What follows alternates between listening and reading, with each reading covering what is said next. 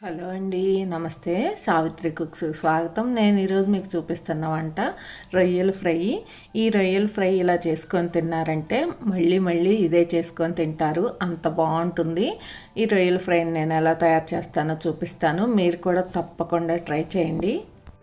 ఇప్పుడు రొయ్యల ఫ్రై ఎలా చేసుకోవాలో చూద్దాం. రొయ్యలను ముందుగా శుభ్రంగా కడగండి. నేను 1/2 కేజీ రొయ్యలతో చేస్తున్నాను. 1/2 టేబుల్ స్పూన్ పసుపు, రుచికి సరిపడా ఉప్పు, రుచికి సరిపడా కారం వేసుకోండి. రొయ్యలను కడిగేటప్పుడు కొంచెం ఉప్పు, ఒక నిమ్మ చెక్క రసం పిండి కడిగారంటే శుభ్రంగా వాసన అంటూ లేకుండా పోతుంది. ఇప్పుడు ఈ ఉప్పు కారము ఇవన్నీ కూడా రొయ్యలకి ఇలా చేతితోటి కలుపుతూ పట్టించుకోండి.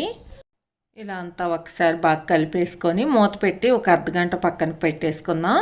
ఇలా రొయ్యల ఫ్రైకి తీసుకునేటప్పుడు రొయ్యలు అనేవి కొంచెం పెద్ద పెద్దగా ఉంటే బాగుంటాయి. ఇప్పుడు స్టవ్ వెలిగించుకొని కడాయి పెట్టుకొని 3 టేబుల్ స్పూన్ల ఆయిల్ వేసుకోవాలి.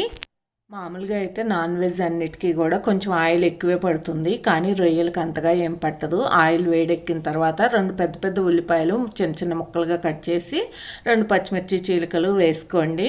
ఇప్పుడు 1 టేబుల్ స్పూన్నర వరకు అల్లం వెల్లుల్లి పేస్ట్ వేసుకోండి. మీరు అంతగా ఇష్టపడకపోతే కనుక 1 టేబుల్ స్పూనే వేసుకోండి అల్లం వెల్లుల్లి పేస్టు. చిటికెడు పసుపు వేసుకోండి. ఇదంతా కూడా బాగా కలిసే వరకు కలిపి ఒక 2 నిమిషాల పాటు వేయించుకోండి. అప్పుడు అల్లం వెల్లుల్లి పేస్ట్ కూడా చక్కగా వేగి మనకి కూర టేస్ట్గా ఉంటుంది. ఇలా ఒక 2 నిమిషాలు వేగిన తర్వాత మనం కలిపి ఉంచుకున్న రొయ్యల్ని వేసేసుకోండి. ఈ రొయ్యల ఫ్రైలోకి మనం కొంచెం కూడా వాటర్ వేయని అవసరం లేదు, ఎందుకంటే రొయ్యల్లో కూడా వాటర్ ఉంటుంది కాబట్టి ఆ వాటర్ అంతా బయటకు వస్తుంది. ఇలా రొయ్యలన్నీ వేసిన తర్వాత ఒకసారి అంతా కలిపేసుకొని మూత పెట్టేసుకోండి. ఇప్పుడు స్టవ్ మీడియం ఫ్లేమ్ మీద పెట్టి చక్కగా మగ్గిపోతాయి. చూడండి రొయ్యల్లో వాటర్ ఎలా వస్తుందో. ఇప్పుడు మూత తీస్తే చూసారు కదా, రొయ్యల్లో వాటర్ అంతా అలా వచ్చింది. ఈ వాటర్ అంతా ఇంకిపోయే వరకు ఉడికించుకోండి. మధ్య మధ్యలో కలుపుతూ ఉండండి, లేకపోతే మాడిపోతుంది. ఇప్పుడు ఇలా మూత తీసిన తర్వాత చూడండి, ఇప్పుడు వాటర్ అంతా ఇంకిపోయినట్టు కనిపిస్తుంది కదా మీకు. ఇప్పుడు కొంచెం కొత్తిమీర వేసుకోవాలి. ఈ రొయ్యల ఫ్రైల్లో కొత్తిమీర అంతగా ఎక్కువగా వేయ అవసరం లేదు, కొంచెం వేసుకుంటే చాలు. ఇప్పుడు మళ్ళీ ఒకసారి మూత పెట్టండి, మనకు ఫ్రై కాబట్టి ఇంకా మగ్గిపోవాలి. ఈ ఉల్లిపాయల గుజ్జంతా కూడా ముక్కలకు పట్టేసి చక్కగా ముక్కలు పొడి పొడిలాడుతూ ఫ్రైలాగా భలే ఉంటాయి. ఇప్పుడు 1 టేబుల్ స్పూన్ గరం మసాలా వేసుకోండి. నేను 1 టేబుల్ స్పూనే 2 సార్లు వేసినట్టు కనిపిస్తుంది మీకు ఇక్కడ. మళ్ళీ ఒకసారి అంతా బాగా కలిపి మళ్ళీ మూత పెట్టేసుకోండి, ఇంకా ఫ్రై అయిపోవాలి.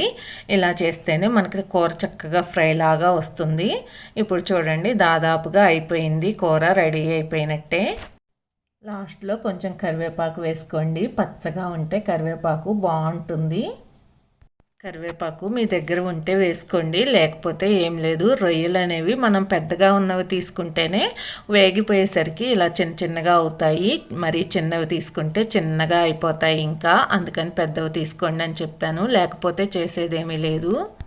సూపర్ టేస్టీ అయిన రొయ్యల ఫ్రై రెడీ అయిపోయింది. మీరు కూడా తప్పకుండా ట్రై చేయండి. మీకు ఈ వీడియో నచ్చితే ప్లీజ్ లైక్ చేయండి, షేర్ చేయండి, సబ్స్క్రైబ్ చేయండి. Thank you for watching. Bye bye.